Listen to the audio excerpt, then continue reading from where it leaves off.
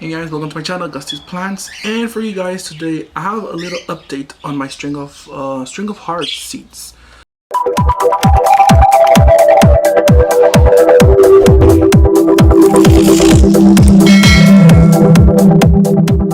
So I've been germinating these seeds since November, and ever since November, this is where I'm at right now. Now the process has taken a very long time, but a lot of you guys have shown interest in how are my string of hearts doing. And so this is a 4th month update after I started the germination process. You guys saw in earlier videos me taking the seeds out of the plant and germinating them, making them, you know, grow and bud up. And so here we have this. Now, up until now, I had a very good success with rooting my seeds in soil as opposed to sphagnum. So once again, I would recommend that if you guys have your seeds, to put them in soil, because that's where they will thrive best. And essentially that's where you will probably keep your string of hearts for the long run, as opposed to rooting them in sphagnum and then having to transplant them from sphagnum to soil or to whatever medium you're gonna have your plant on. I think that it's just better to start germinating your seeds where they're gonna stay on for the rest of their lives, I hope. And so yeah, I did both ways, sphagnum and soil, and I ended up transplanting all of my seeds into soil. So this is where I have them right here. I haven't really done much to them. All I did was I have them under a grow light, and I have them now sitting on top of a heat mat. So they're getting warmth and they're getting humidity, and they're also getting light. And I feel like this is crucial for your plants to grow and bud up and just sprout in general. I feel like string of hearts is a very easy to care for plant, very low maintenance. I didn't even water my mother plant for years. Well, not years, for months. Literally, it took about a month for me to remember about it and actually give it a drink of water.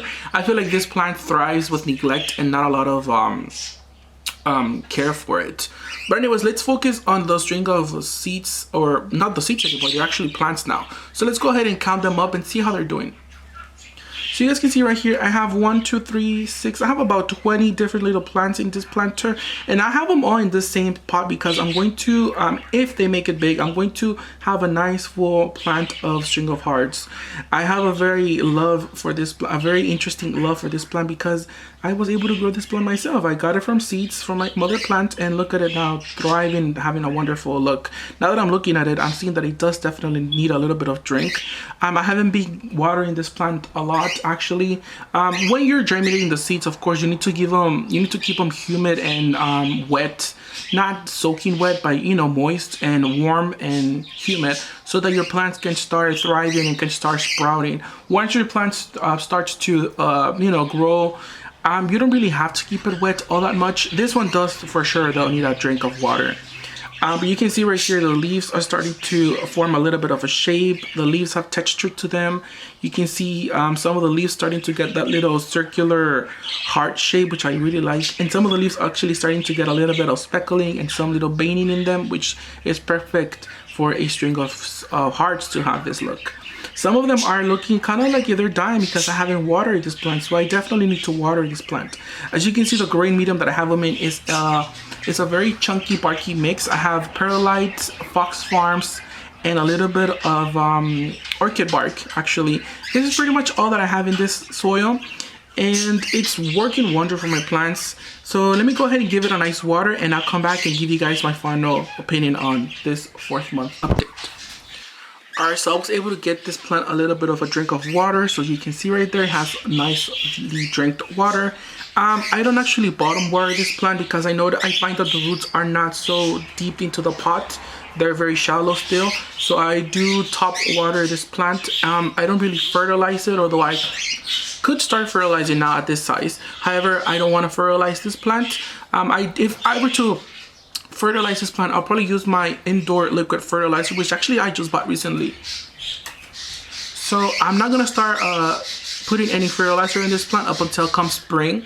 So if I do, I'll be using this, which is the Miracle-Gro indoor plant food, which is a very nice plant food fertilizer. I find it to be very economic, super easy to find, and it's not strong enough that it will burn your plants. String of hearts are not known for being heavy feeders that you don't really have to fertilize so often, and I feel like that's something that's very Easy to take in because not a lot of plant experts fertilize their Hoyas, or not a lot of us have the patience to be fertilizing Hoyas or to keep in check when to fertilize and when not to fertilize. So String of Hearts is very easy because you don't really need to fertilize it, although if you do want to boost a little bit of its growth progress, you can also fertilize it, but you don't have to.